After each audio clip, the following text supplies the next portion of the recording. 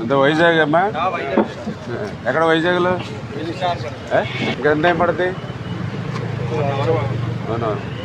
ఇప్పుడు మామూలుగా వాటర్లో ఆక్సిజన్ సిలిండర్స్ కొట్టిన వెళ్తారా ఎవరు మీరేనా? ఎంత టైం పడుతుంది కట్ చేయడానికి? జనరల్గా ఇప్పుడు ఇది ఉందంటే హాఫ్ కింద కట్ చేస్తారా? వుడ్ ఐరన్ కూడా కట్ అయిపోతుంది దానికి. ఇప్పుడు రెండు కట్ చేసి ఉడికి పైకి లేపితే అంటే పైకి లేపితే ఉడికి అలా లేస్తుందా? అంటే ఎంత లేపగలుగుతుంది పైకి? రెండు టైపులు బెలూన్ ఉన్నాయి సార్. అది ఒక టైప్ బెలూన్ ఎయిర్లో ఉంటుంది సార్, 1 మీటర్ హైట్. అంటే వాటర్లో లేపొస్తుంది సార్ సమానంగానే. కూడా ఉన్నాయి సార్. అవి ఫ్లోటింగ్ బెలూన్ మనం కంట్రోల్ చేసుకోవడం ఎలాగా? దాని నుంచి ఓస్ పైప్ కనెక్షన్ అదే ఆ కనెక్షన్ మన దగ్గర ఉంటుంది కదా. దగ్గర 17 టన్నులు ఉండేటువంటి కౌంటర్ వెయిట్ని వితిన్ డేస్లో మనం చేయగలిగాం. కానీ ఏదైతే వైఎస్ఆర్సీపీ కుట్రల్ని బద్దలు కొట్టడానికి ఛేదించడానికి మాత్రం చాలా సమయం పడుతుంది. ఏదైతే ఈ యొక్క ప్రకాశం బ్యారేజీకి అడ్డుపడినటువంటి ఆ పడవల్ని తొలగించేటువంటి పని నిన్న ఉదయం మొదలు పెడితే రాత్రి వరకు కూడా ఎన్ని ప్రయత్నాలు చేసినా కూడా సఫలం కానిటువంటి పరిస్థితి. అంటే ఏదైతే గతంలో ఒక పడవ దీన్ని అడ్డుకున్నప్పుడు కూడా ఎవరైతే బెకమ్ సంస్థ ఎవరైతే ఉన్నారో వాళ్ళే ఆ పడవని తీయడం జరిగింది. దానికి మించినటువంటి క్రేన్స్ భారీ వాహనాలు పట్టుకొచ్చి నిన్న పడవల్ని లాగడానికి ప్రయత్నం చేస్తే సాధ్యం కాల.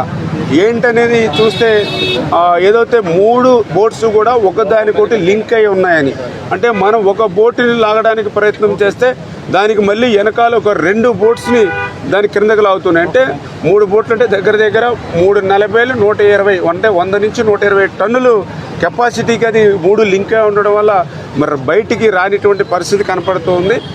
అంటే ఎంత దుర్మార్గం అని అనిపిస్తూ ఉంది. ఎందుకంటే ఏదో ఒక బోటు వచ్చిందంటే ఏదో యాదృచ్ఛికంగా వచ్చింది అని అనుకోవచ్చు, లేదా బోటు వెనకాల బోటు ఒక 10 నిమిషాలు అరగంట గంట ఒక పూట తేడాగా వచ్చిందన్న యాదృచ్ఛికంగా వచ్చింది అనుకోవచ్చు. కానీ 3 పడవలు ఒకే లంకి కింద కట్టి రావడం, ఆ 3 పడవలు అంటే 40 టన్నుల సామర్థ్యాన్ని అలా 120 టన్నుల సామర్థ్యాన్ని పెంచుకునేటువంటి పరిస్థితి రావడం నిజంగా తలుచుకుంటేనే భయం వేస్తుంది. ఎందుకంటే ఏదైతే కౌంటర్ వెయిట్ని తాకితేనే కౌంటర్ వెయిట్ 2 ముక్కలైంది.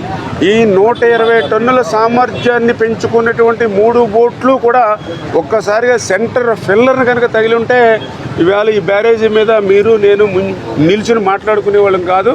ఈవేళ క్రిందంతా కూడా బంగాళాఖాతం వరకు కూడా కలిసిపోయేటువంటి విధంగా ఉండేటువంటి పరిస్థితి ఉండేది. అదేవిధంగా ఇంకొకటి కూడా చెప్తూ ఉన్నారు, ఏదైతే ఆ పడవల్లో శాండ్ కూడా నింపి ఉండొచ్చు అని కూడా చెప్తూ ఉన్నారు.